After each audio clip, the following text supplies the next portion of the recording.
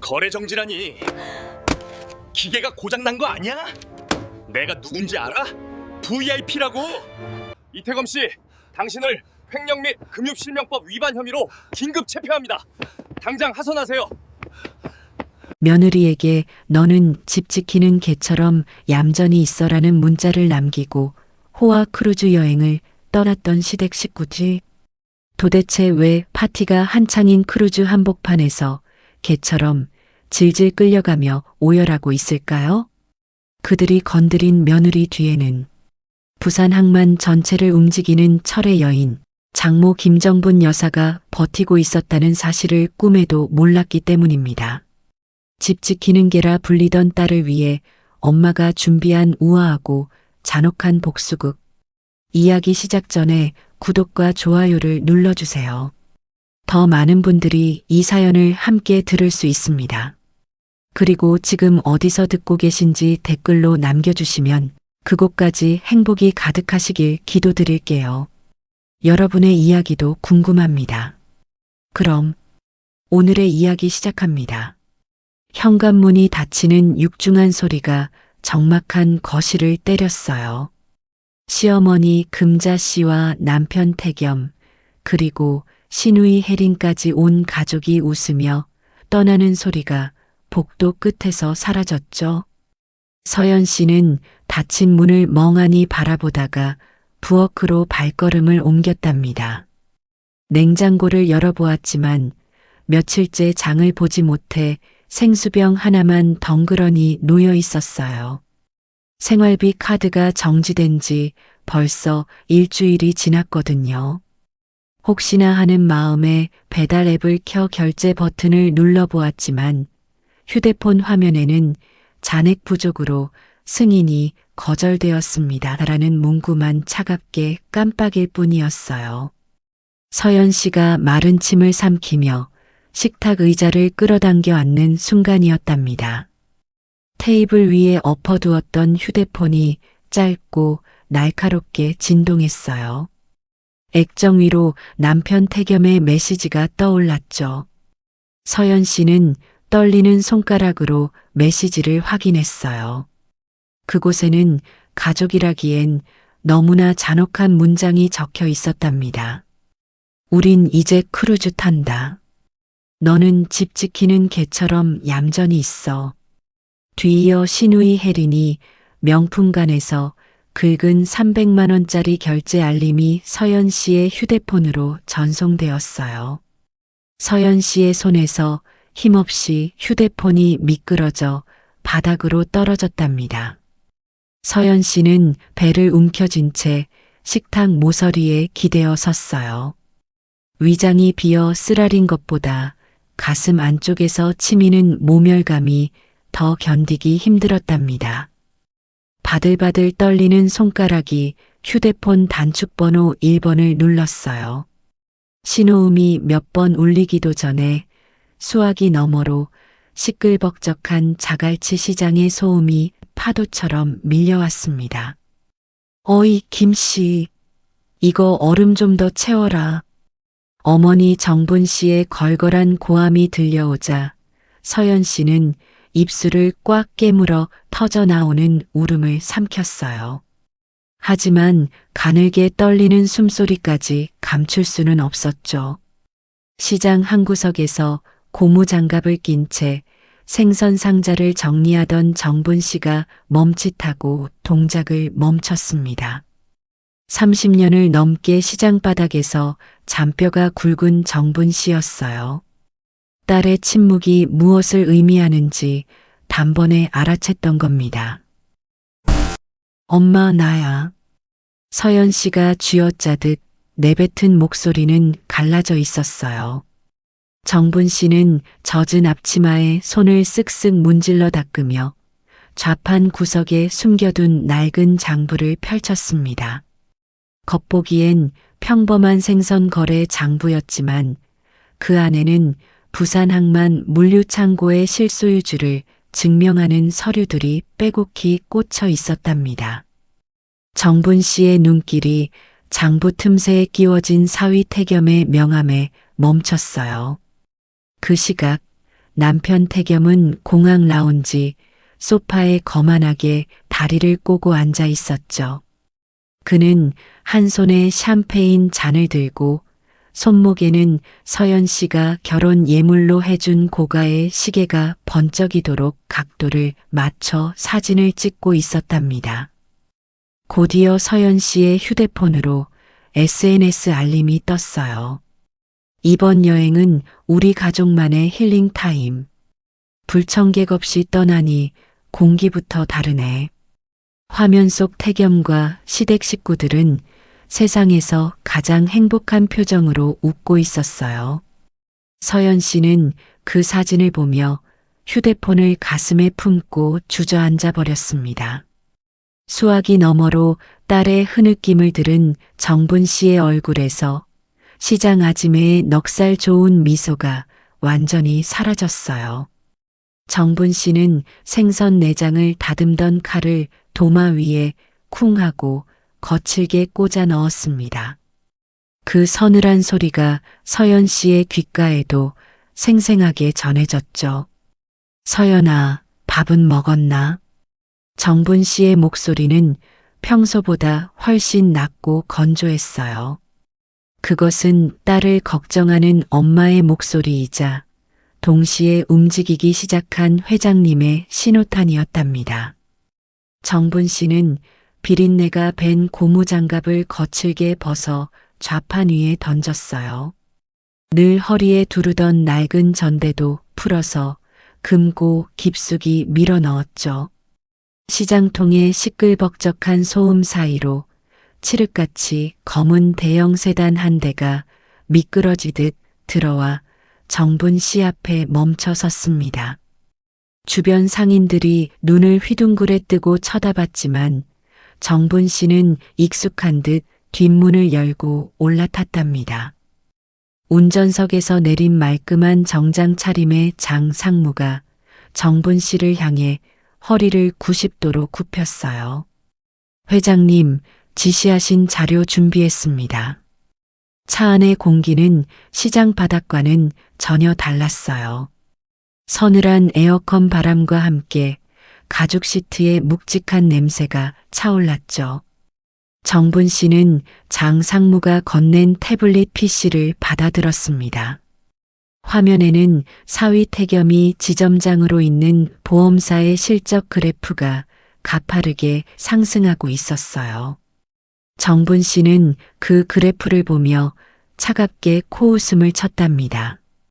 태겸은 결혼 후 3년 만에 지점장 자리에 올랐고 업계 최연소 승진이라며 동네방네 자랑을 하고 다녔어요. 하지만 그는 꿈에도 몰랐을 겁니다. 그가 유치한 거액의 법인 계약들이 전부 정분 씨가 아름아름 연결해준 항만 거래처들이었다는 사실을 말이죠.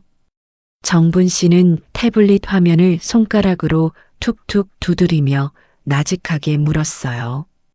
김서방, 이번 달에도 지점 실적 1위 찍었다며? 네, 그렇습니다. 본인의 영업 능력이 탁월해서 된 줄 알고 아주 기고만장해 있습니다. 장상무의 대답에 정분 씨의 인매가 싸늘하게 굳어졌어요. 정분 씨는 차창 밖으로 멀어지는 시장 풍경을 바라보다가 툭 내뱉듯 말했답니다. 그 지점 실적, 누구 돈으로 만든 건지 아직도 모르나 보네. 정분 씨는 품에서 꼬깃꼬깃해진 종이 한 장을 꺼내 장 상무에게 건넸어요. 딸 서연이 생활비가 없어 쩔쩔매던 그 시각, 태겸이 백화점 VIP 라운지에서 결제한 내역서였죠. 정분 씨의 손끝이 가늘게 떨리고 있었어요. 그것은 슬픔이 아니라 참아왔던 분노가 임계점을 넘었다는 신호였답니다. 정분 씨가 장상무를 보며 짧고 명확하게 지시를 내렸어요. 작업 시작해. 내 돈으로 쌓은 탑, 내 손으로 무너뜨릴 거니까. 태평양의 거친 파도를 가르며 나아가는 호아 크루즈의 갑판 위는 서연 씨가 있는 어두운 아파트 거실과는 전혀 다른 세상이었어요. 따가울 정도로 눈부신 햇살이 쏟아지고 밴드가 연주하는 경쾌한 재즈 음악 소리가 바닷바람에 실려 흩어졌죠. 그 소란스러운 웃음소리의 중심에는 태겸과 시어머니 금자 씨 그리고 시누이 혜린이 있었답니다. 원형 테이블 위에는 랍스터와 최고급 스테이크가 즐비하게 차려져 있었어요. 금자 씨는 포크로 두툼한 고기 한 점을 찍어 입에 넣으며 만족스러운 듯 입가에 묻은 소스를 냅킨으로 톡톡 두드렸습니다. 그녀의 시선은 태겸의 손목에 감긴 명품 시계와 혜린이 목에 건 다이아몬드 목걸이를 번갈아 훑으며 반짝였죠. 아유, 살 것 같다. 그 군뱅이 같은 게 없으니까 밥맛이 다 도네. 진작에 떼놓고 다닐 걸 그랬어. 금자 씨의 말에 혜린이 와인잔을 빙글빙글 돌리며 맞장구를 쳤어요. 그녀는 휴대폰 화면을 켜서 방금 자신이 산 명품 가방 사진을 다시 확인하며 킬킬거렸답니다. 그러게 말이야. 올케는 이런 데 오면 분위기 파악 못하고 촌티나 낸다니까? 오빠, 이번에 생활비 카드 정지시킨 거 진짜 잘했어. 사람이 좀 헝그리 정신이 있어야 남편 돈 귀한 줄 알지. 태겸은 의자 등받이에 거만하게 기대앉아 다리를 꼬았어요.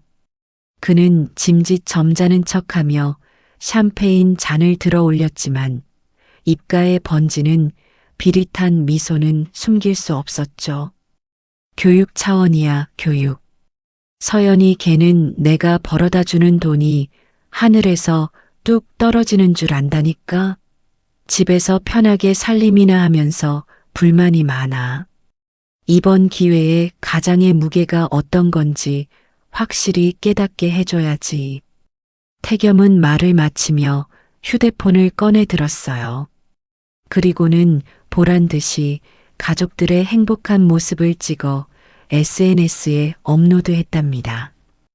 해시태그 가족여행, 해시태그 성공한 인생, 해시태그 크루즈 VIP, 해시태그 가장이 품격이라는 해시태그를 다는 손가락에는 주저함이 없었죠.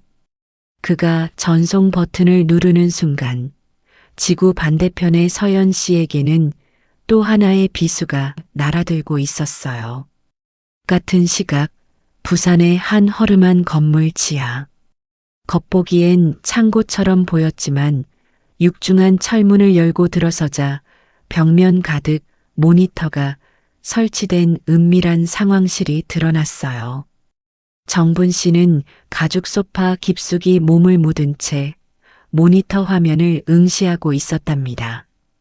화면 속에는 태겸이 SNS에 올린 그 사진이 띄워져 있었죠. 정분 씨 옆에 서 있던 장 상무가 두툼한 서류 뭉치를 테이블 위에 내려놓았어요. 서류 표지에는 이태겸 지점장 리베이트 및 불법 계약 변경 내역이라는 붉은 도장이 선명하게 찍혀 있었답니다. 회장님, 지시하신 대로 태겸 씨가 그동안 본사 몰래 빼돌린 뒷돈 내역 그리고 고객들 동의 없이 멋대로 계약 내용을 변경해서 실적을 부풀린 증거들입니다. 특히 이 부분. 장 상무가 서류의 한 페이지를 펼쳐 붉은색 펜으로 줄 쳐진 곳을 가리켰어요. 항만 노조원들 명의로 가입된 보험금 중 일부를 본인 차명 계좌로 돌려막기 한 정황이 포착되었습니다. 이건 금융법 위반을 넘어 횡령입니다. 지금 당장 터뜨리면 형사 고발까지 가능합니다. 정분 씨는 아무 말 없이 서류를 넘겼어요. 종이가 넘어가는 사각거리는 소리가 유난히 크게 울렸죠. 서류 안에는 태겸이 그동안 얼마나 교묘하게 정분 씨가 밀어준 계약들을 자신의 능력인 양 포장해 왔는지, 그리고 그 과정에서 얼마나 많은 불법을 저질렀는지가 낱낱이 기록되어 있었답니다. 정분 씨의 손이 멈춘 곳은 태겸이 혜린의 명품 구매 대금을 메꾸기 위해 고객의 해지 환급금을 유용한 내역이 적힌 페이지였어요. 고작 이런 짓거리 하려고 내 딸 눈에서 피눈물 뽑았나? 정분 씨의 목소리는 낮았지만 그 안에 담긴 분노는 활화산처럼 끓어오르고 있었어요. 정분 씨는 안경을 벗어 테이블 위에 천천히 내려놓으며 장 상무를 향해 고개를 끄덕였답니다. 서두르지 마라. 한 방에 숨통 끊으면 재미없다. 저놈들이 지금 누리고 있는 그 천국이 사실은 지옥불 위에 지은 모래성이라는 걸 뼈저리게 느끼게 해줘야지. 정분 씨는 서랍에서 낡은 도장 하나를 꺼냈어요. 그것은 태겸이 지점장 승진을 위해 반드시 필요했던 정분 씨 소유의 항만 물류업체들과의 독점 계약 연장 합의서에 찍어야 할 도장이었죠. 하지만 정분 씨는 그 도장을 서류가 아닌 쓰레기통을 향해 던져버렸답니다. 툭 하고 도장이 바닥에 떨어져 구르는 소리가 적막한 사무실을 채웠어요. 장상무, 지금 즉시 본사에 연락해. 우리 물류 쪽에서 관리하는 법인 계좌 38개 전면 동결한다고. 그리고 정분 씨가 잠시 숨을 고르더니 모니터 속 태겸의 얼굴을 노려보며 덧붙였어요. 태겸이 놈 법인 카드 지금 이 시간부로 정지시켜. 해외 승인 거절 띄우고 사유는 금융거래 특이 사항 발생으로 띄워. 다시 크루즈 위. 태겸은 웨이터를 불러 최고급 와인 한 병을 추가로 주문했어요. 여기 제일 비싼 걸로 한 병 더. 계산은 이 카드로. 태겸이 자신만만하게 내민 것은 정분 씨가 지원해준 자금으로 연결된 법인 한도가 적용된 블랙카드였답니다. 웨이터가 공손하게 두 손으로 카드를 받아들고 결제 단말기에 꽂았어요. 태겸은 콧노래를 흥얼거리며 바다를 바라보고 있었죠. 그때였어요. 띠링 마이너스, 띠링 마이너스. 결제 단말기에서 날카로운 경고음이 울렸습니다. 웨이터의 표정이 곤란한 듯 일그러졌어요. 태겸은 미간을 찌푸리며 고개를 돌렸죠. 뭐야? 왜 그래? 손님. 한도 초과도 아니고 거래 정지 카드로 나오는데요. 도난 분실 신고가 접수된 카드라고 뜹니다만. 그럴 리가 없잖아. 다시 긁어봐. 태겸이 버럭 소리를 질렀어요. 금자 씨와 혜린, 그리고 주변 테이블의 시선이 일제히 태겸에게 쏠렸답니다. 웨이터는 다시 한번 카드를 긁었지만 결과는 똑같았어요. 기계적인 경고음만이 반복해서 울릴 뿐이었죠. 태겸의 얼굴이 순식간에 붉게 달아올랐습니다.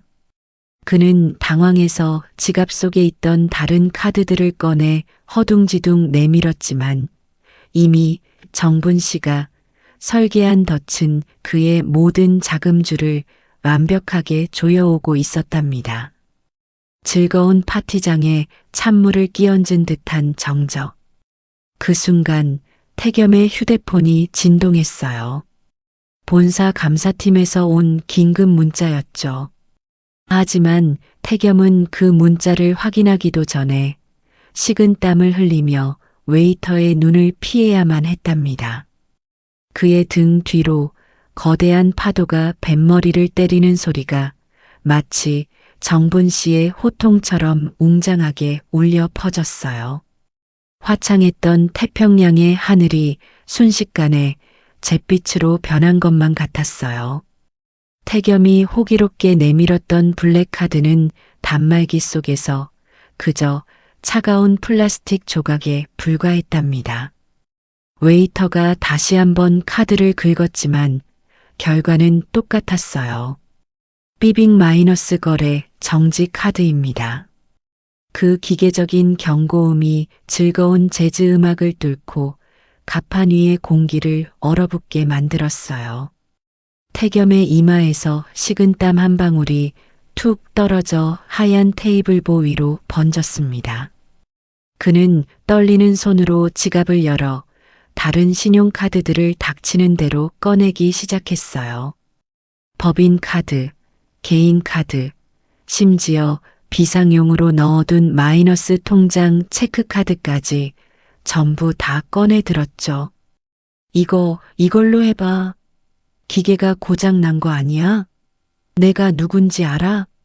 VIP라고. 태겸이 쉰 목소리로 소리쳤지만 웨이터의 표정은 이미 싸늘하게 식어 있었어요. 주변 테이블에서 식사하던 다른 승객들이 하나둘씩 수군거리며 그들을 쳐다보기 시작했답니다. 그 시선들은 마치 날카로운 바늘처럼 태겸과 가족들의 피부를 찔러댔죠. 저 사람들 뭐야? 돈도 없이 크루즈 탄 거야? 아까는 큰 소리 뻥뻥 치더니 꼴 좋다. 수군거림은 파도 소리보다 더 크게 그들의 귓가에 박혔어요. 시누이 해리는 얼굴이 벌개진 채 챙이 넓은 모자를 푹 눌렀었고 시어머니 금자 씨는 당황해서 먹던 포크를 떨어뜨리고 말았답니다. 쨍그랑 접시와 부딪힌 금속 소리가 유난히 날카롭게 울려 퍼졌어요. 그때 정복을 입은 크루즈 보안 책임자가 무전기를 들고 성큼성큼 다가왔습니다. 그의 뒤에는 건장한 보안 요원 2명이 따라붙었죠. 책임자는 태겸이 테이블 위에 늘어놓은 카드들을 훑어보더니 낮고 단호한 목소리로 말했습니다. 이태겸 씨 되십니까? 지금 본사로부터 긴급 통보를 받았습니다. 소지하신 모든 카드가 도난 및 부정 사용으로 신고 접수되었습니다. 지금 즉시 보안실로 동행해 주셔야겠습니다. 뭐라고요? 도난이라니.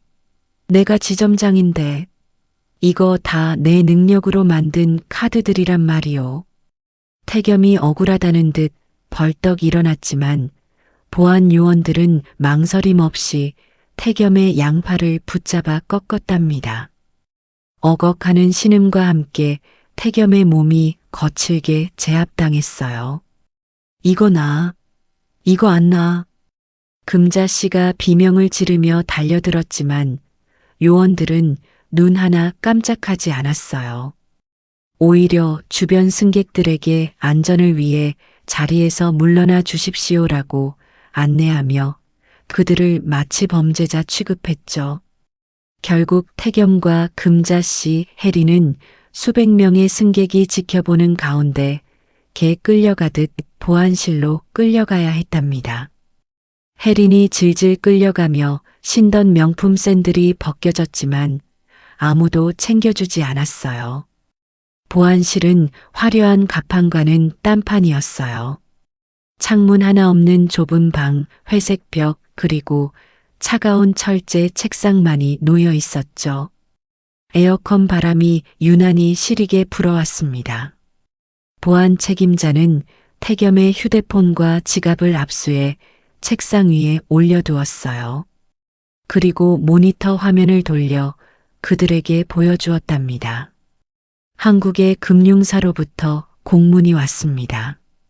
귀하가 사용한 법인 자금이 횡령된 돈이라는 증거가 포착되었고 이에 따라 모든 결제 수단이 동결되었습니다. 현재까지 발생한 크루즈 비용, 기항지 투어 비용, 그리고 방금 드신 식사비까지 총 1,500만 원. 지금 당장 현금으로 정산하지 않으면 다음 기항지인 일본에서 강제하선 조치하고 현지 경찰에 인계하겠습니다. 1. 1,500만 원이라니요. 금자 씨가 기가 막힌다는 듯 가슴을 치며 소리쳤어요. 하지만 태겸은 아무 말도 할 수 없었답니다. 압수된 휴대폰 화면에 뜬 어머니 정분 씨의 회사 이름으로 발송된 법적 조치 예고 통지서를 보았기 때문이죠. 보안 요원들이 잠시 자리를 비우고 문이 닫히자마자 좁은 방 안에서는 기어이 사단이 나고 말았어요. 금자 씨가 핸드백으로 태겸의 등짝을 사정없이 내리치기 시작했습니다. 퍽, 퍽 소리가 좁은 방을 가득 채웠어요. 이 썩을 놈아, 너 지점장이라며, 능력 좋다며, 이게 무슨 개망신이야. 내가 내 친구들한테 다 자랑하고 왔는데 경찰서? 감옥? 아이고 나 죽네. 금자 씨는 바닥에 주저앉아 대성통곡을 했어요. 혜린도 질세라 태겸의 멱살을 잡고 흔들었답니다. 오빠 미쳤어? 나 이번에 산 가방들은 어떻게? 그거 다 압류당하는 거야? 내 인생 책임져. 책임지라고. 가족이라며 서로를 치켜세우던 모습은 온데간데 없었어요. 태겸은 헝클어진 머리를 감싸 쥐고 구석에 웅크렸습니다. 그의 눈앞에는 서연에게 보냈던 그 문자, 집 지키는 개처럼 있어라는 문장이 환영처럼 떠다녔어요. 집을 지키는 개가 된 건 서연이 아니라 이제 도간에 든 쥐가 된 자신들이라는 걸 뼈저리게 느끼는 순간이었죠. 그때 태겸의 압수된 휴대폰이 다시 한번 징징 울렸습니다. 액정에는 장상무라는 이름이 떴어요. 태겸은 떨리는 손으로 스피커폰 버튼을 눌렀습니다. 여보세요? 장상무님? 이게 어떻게 된 겁니까? 오해 같은 건 없습니다. 이태겸 씨. 수화기 넘어 장상무의 목소리는 얼음장처럼 차가웠어요. 회장님 지시입니다.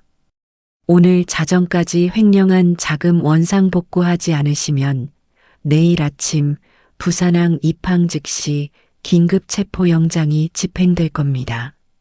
아, 그리고 잠시 침묵이 흐르더니 정분 씨의 목소리가 아닌 장상무의 입을 통해 결정적인 한마디가 전해졌습니다. 지금 입고 계신 옷, 차고 계신 시계, 드신 밥, 전부 회장님 돈입니다.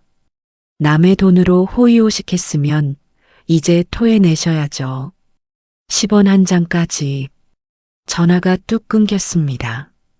태겸은 휴대폰을 떨어뜨렸고 금자 씨와 혜리는 그제야 사태의 심각성을 깨닫고 서로를 쳐다보며 공포에 질린 눈빛을 교환했어요. 좁은 보안실 안 그들이 내뱉는 숨소리조차 죄가 되는 시간이 흐르고 있었답니다. 보안실의 차가운 형광등 불빛 아래 태겸의 가족은 마치 물 밖으로 나온 물고기처럼 파닥거리고 있었어요. 좁은 책상 하나를 사이에 두고 서로의 탓을 하며 고성을 지르는 그들의 모습은 방금 전까지 크루즈 갑판 위에서 우아하게 와인을 돌리던 사람들이라고는 믿을 수 없을 만큼 추레했답니다. 금자 씨는 헝클어진 머리를 감싸쥐며 바닥을 쳤고 혜리는 벗겨진 샌들 쪽으로 시선을 떨군 채 입술만 물어뜯고 있었죠. 그때 보안실 구석에 놓인 팩스 기계가 요란한 소리를 내며 작동하기 시작했습니다. 치직치지직 종이가 토해져 나오는 건조한 소리가 좁은 방 안의 소란을 단번에 잠재웠어요. 보안 책임자가 천천히 다어가 팩스 용지를 집어들었습니다. 그 종이에는 붉은색 직인이 선명하게 찍힌 채무상환 독촉 및 계약 파기 통보서가 인쇄되어 있었어요. 책임자는 종이를 훑어보더니 태겸의 눈앞에 그것을 들이밀었습니다. 채권자 측에서 보낸 최종 통보입니다. 여기 적힌 계좌주 명의를 확인하시죠. 태겸은 떨리는 손으로 종이를 받아들었어요. 그의 시선이 문서의 맨 아래 대표자 서명란에 멈췄습니다. 순간 태겸의 동공이 지진이 난 듯 흔들리기 시작했어요. 그곳에는 그가 평생을 무시하고 비웃었던 이름 세 글자가 너무나도 정갈하고 힘 있는 필체로 적혀 있었기 때문입니다. 부산항만물류연합회 회장 김정분이. 이게 무슨... 장모님이 왜... 태겸의 입에서 바람 빠지는 소리가 새어나왔어요. 그는 자신의 눈을 의심하며 종이를 비벼보았지만 붉은 인주는 지워지지 않았답니다. 그가 알던 장모 김정부는 비린내 나는 앞치마를 두르고 푼돈을 모으는 억척스러운 생선 장수였어요. 명절 때마다 봉투에 구겨진 10,000원짜리 몇 장을 넣어주면 태겸은 뒤에서 냄새나는 돈이라며 손가락 끝으로 집어 던져두곤 했었죠. 그런데 그 냄새나는 돈이 그가 지점장 실적을 쌓기 위해 끌어다 쓴 수십억 법인 자금의 원천이었다는 사실이 뇌리를 강타했습니다. 그 순간 책상 위에 압수되어 있던 태겸의 휴대폰이 발작하듯 진동하기 시작했어요. 직-직-직-직 한 번으로 끝나는 알림이 아니었습니다. 마치 본물이 터지듯 1초 간격으로 알림창이 폭주하고 있었어요. 보안 요원의 허락하에 태겸이 휴대폰을 확인한 순간 화면에는 그가 관리하던 법인 고객들의 이름이 줄지어 뜨고 있었답니다. 항만 제1물류계약 해지 통보 부산 냉동창고 연합계약 철회 선박조합 3지부 자금 회수 요청. 총 38개의 알림. 그것은 태겸이 자신의 능력이라고 믿었던, 아니 그렇게 포장해왔던 모든 VIP 고객 리스트였습니다.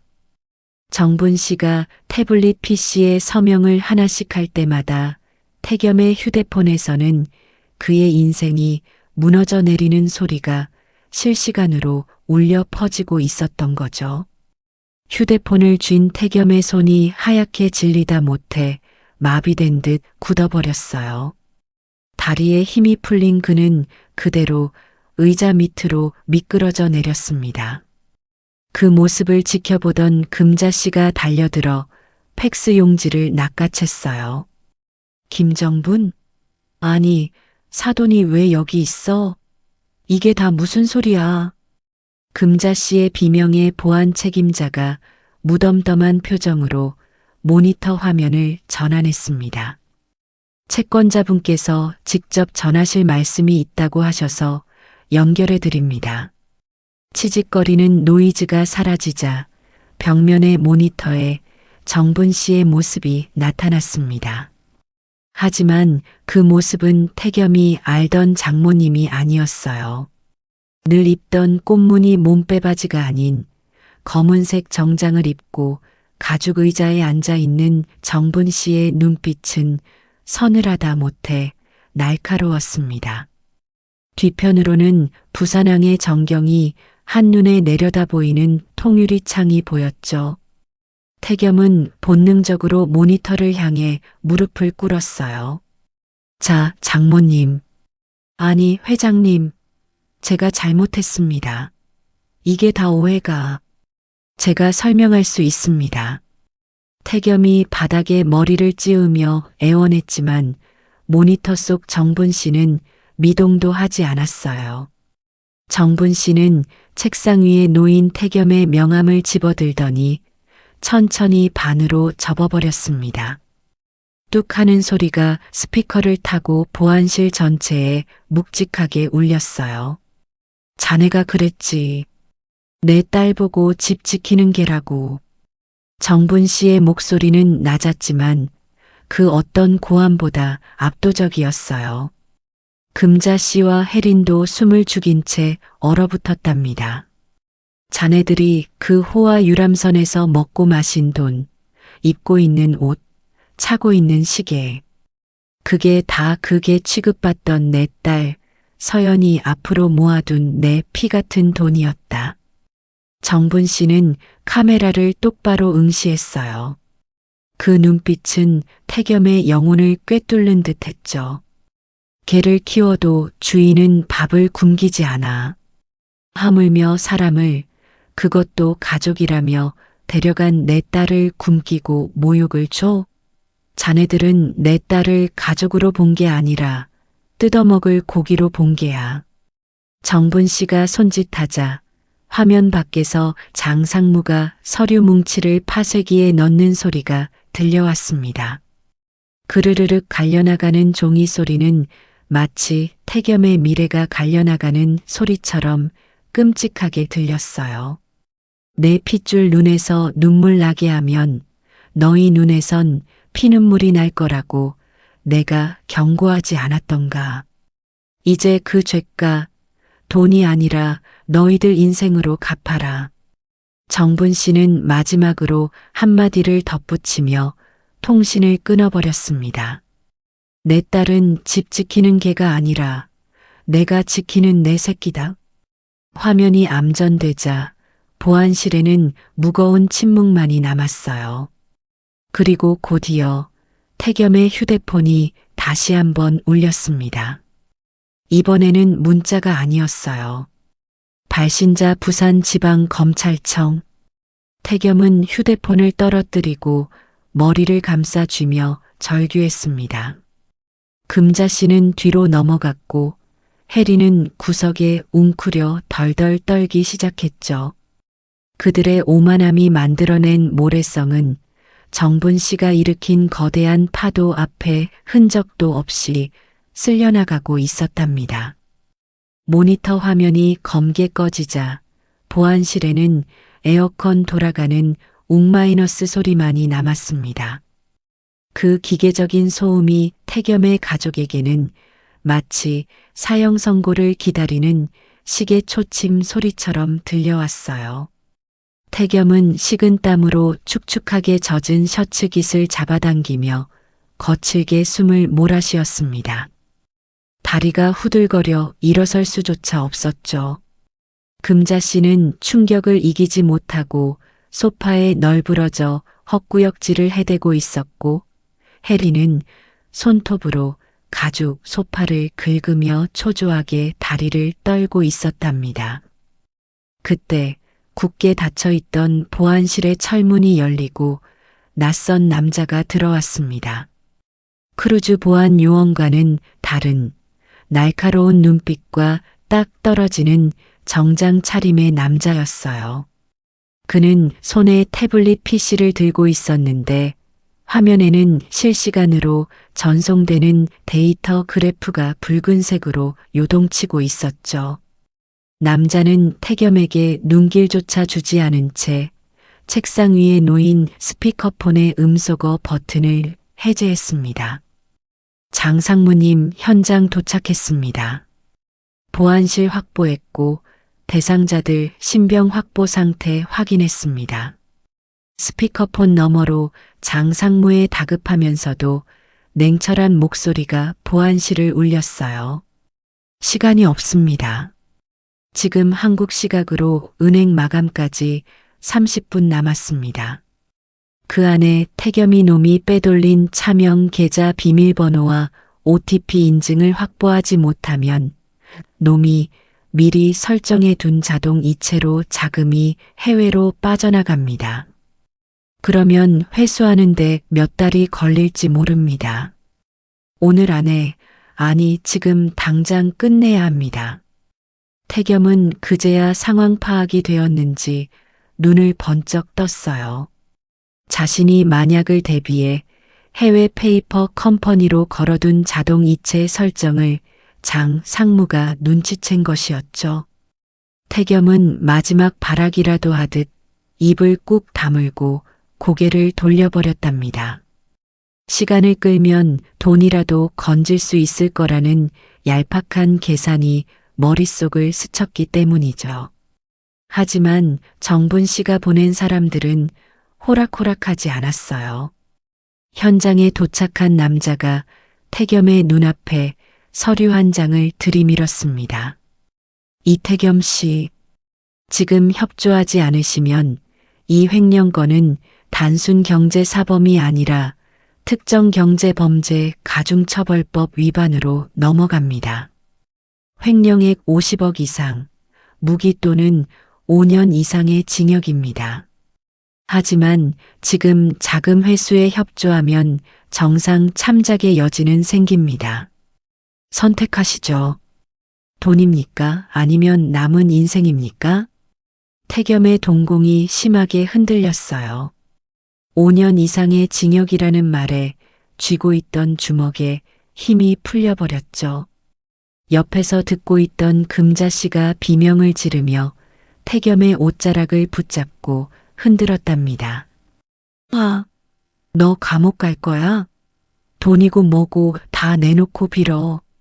빨리 비밀번호 대란 말이야. 어머니의 절규에 태겸의 마지막 자존심이 와르르 무너져 내렸어요.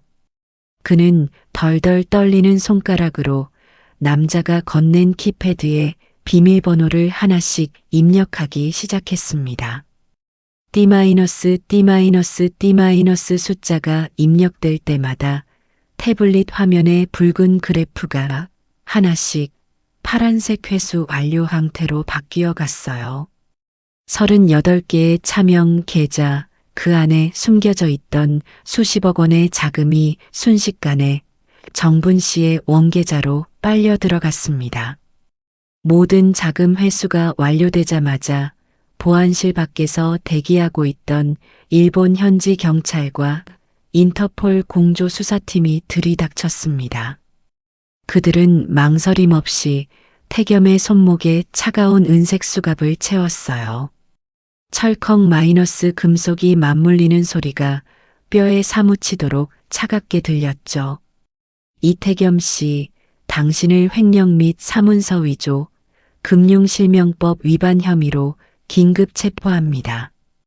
변호사를 선임할 권리가 있으며 경찰의 미란다 원칙 고지가 이어지는 동안 금자 씨와 혜린에게도 수갑이 채워졌습니다. 작물 취득 및 범죄 수익 은닉 혐의였죠. 혜린은 수갑이 채워지자마자 이거나 내가 누군 줄 알아? 우리 엄마가 누군 줄 아냐고 라며 악을 썼지만 경찰은 그녀를 거칠게 일으켜 세웠을 뿐이었어요. 가장 비참한 순간은 그 다음에 찾아왔습니다. 하선을 위해 보안실을 나선 그들은 수많은 승객이 오가는 크루즈의 메인 로비를 가로질러야만 했어요. 화려한 샹들리에 아래 파티복을 입고 샴페인을 즐기던 승객들의 시선이 일제히 수갑을 찬 태겸의 가족에게 꽂혔습니다. 어머, 저 사람들 아까 그 블랙카드 정지된 사람들 아니야? 세상에 경찰까지 왔어? 무슨 범죄자들인가 봐. 사진 찍어, 사진. 저런 건 인터넷에 올려야 해. 여기저기서 카메라 플래시가 터졌어요. 찰칵, 찰칵하는 셔터 소리가 마치 그들을 향해 쏟아지는 돌팔매질처럼 느껴졌죠. 금자 씨는 고개를 숙인 채 아이고 망신살이야 라며 흐느꼈고 혜리는 머리카락으로 얼굴을 가리느라 급급했습니다. 태겸은 고개를 들 수조차 없었어요. 불과 몇 시간 전만 해도 이 로비에서 가장 성공한 사람처럼 굴었지만 지금은 구경거리로 전락한 죄수 신세였으니까요. 그들이 끌려가는 동안 한국의 상황도 숨가쁘게 돌아갔습니다. 정분 씨의 신고를 받은 검찰 수사관들이 태겸의 보험사 지점 사무실을 덮쳤어요. 파란색 압수수색 상자가 쉴 새 없이 실려나갔고 태겸의 책상 위에 놓여 있던 최우수 지점장 트로피는 바닥으로 떨어져 산산조각이 났습니다. 직원들은 웅성거리며 그 광경을 지켜봤죠. 지점장님, 장모님 돈으로 실적 조작한 거라며? 어쩐지 능력이 너무 좋다 했어. 완전 사기꾼이었네. 태겸이 평생을 바쳐 쌓아 올린 명성이 한순간에 바닥으로 곤두박질 치는 순간이었어요. 동시에 서연 씨와 태겸이 살던 아파트 현관문에도 붉은색 딱지가 붙기 시작했습니다.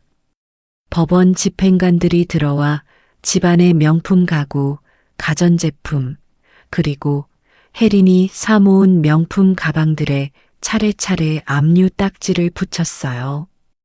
혜린의 방에 가득했던 명품 상자들은 이제 빚더미의 증거물이 되어 압류 목록에 기록되었답니다.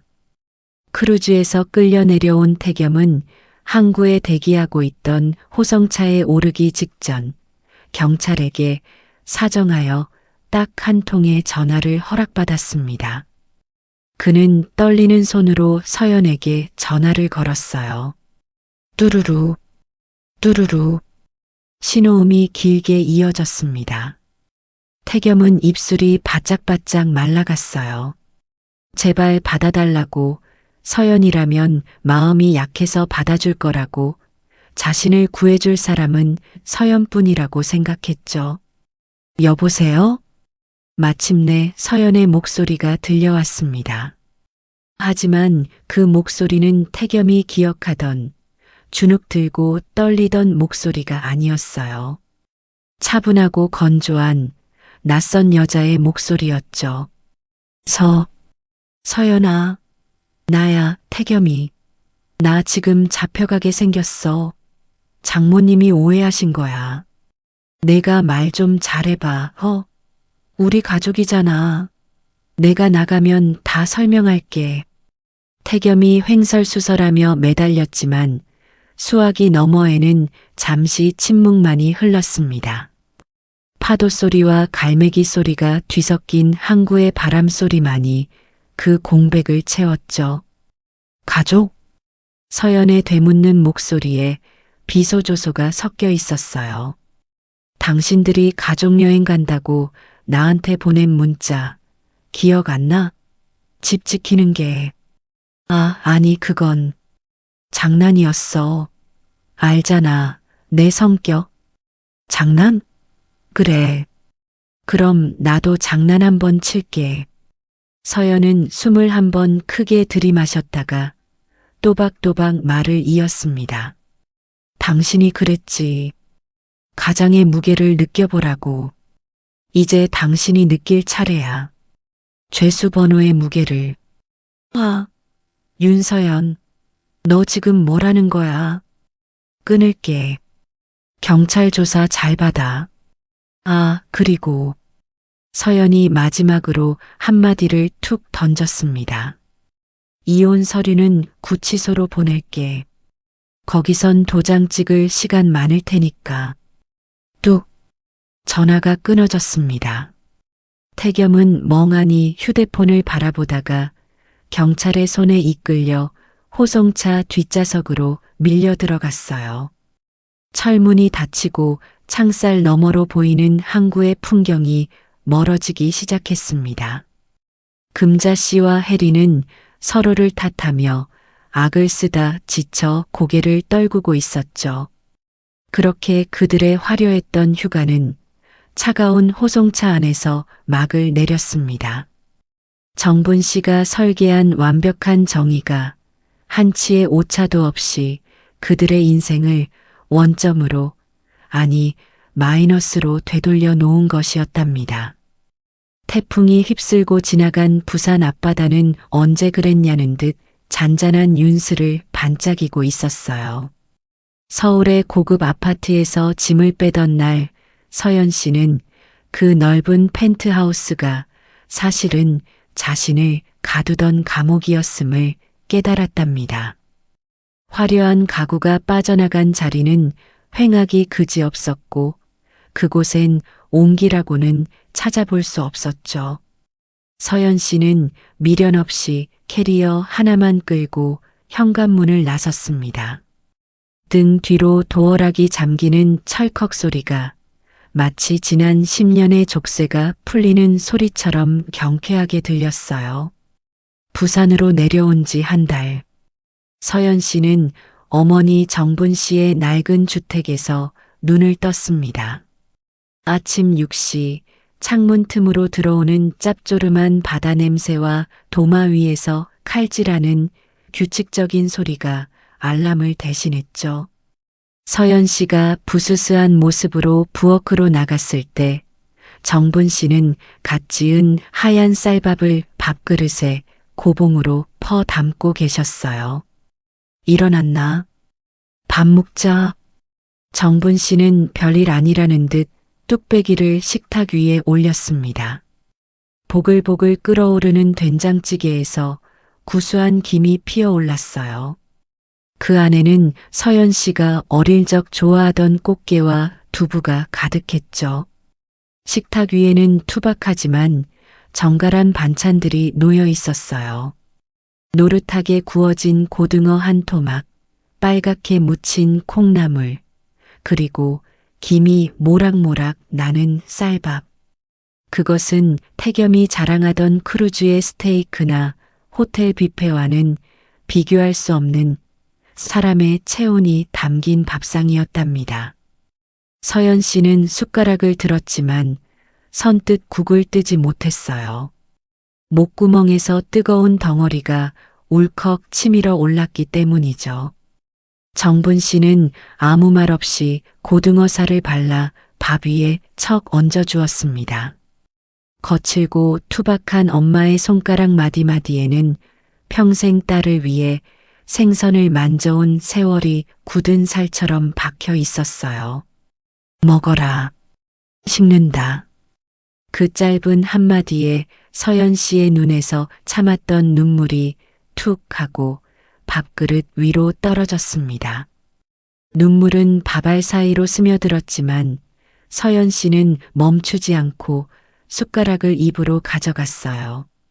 따뜻한 밥알과 짭조름한 생선살이 입안 가득 퍼지자 얼어붙어 있던 오장육부가 비로소 녹아내리는 것만 같았답니다.